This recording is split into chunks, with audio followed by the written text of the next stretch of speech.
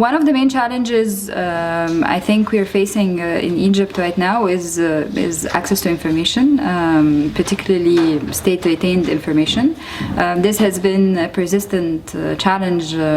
but for journalists in general in Egypt, but if anything it's only intensifying right now. And of course, with the absence of any legal safeguards for the right to information, like there's no information law, there aren't any mechanisms that basically safeguard journalists' rights and people's rights and citizens' rights in general to access information. I would say this is a major challenge for us now. The other thing is more on the infrastructural level. Basically, you know,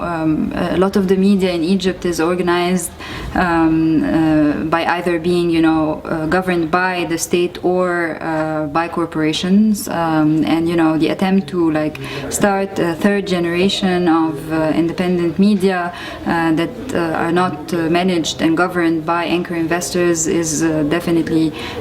new, and there are many aspects of soft censorship through, you know, the economic barriers that we have to face in order to function normally. So I would say this is a second major challenge, although it is also a place where there is a lot of hope lying. The group of independent media that have tried to emerge and try to do things differently from the existing media is definitely promising of, you know, a new future for media practice in Egypt. Okay, well, in addition to everything that Lina has said, which is spot on, there is also the fact that Welad el Balad works in the governorates outside of Cairo and is really built up to confront the centralization of the production of media in Egypt. And so when we came to do this, we find that we're building up something from scratch. There is no tradition of local media in Egypt, or at least not independent local media and consistent products. And so you're talking about low skills level and having to develop that, building up workflows from scratch, developing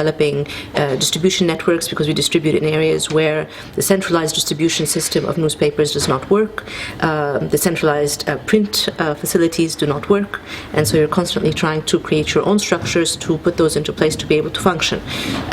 For a small organization, obviously this is complex, and then to also develop a business model which is viable and sustainable that can take us into the future once you've got the editorial into place. And again, not just working ourselves within Welad el Balad to develop that business model, but convincing our communities that these are papers that they should advertise in, that they should buy, that they should become a part of, and support the sustainability of these papers because they serve their communities. This is a learning process for everyone on board, and to be doing this in the past 3 years, which have been years of transition, of political polarization, of uncertainty, again has just compounded sort of the difficulties and the challenges involved.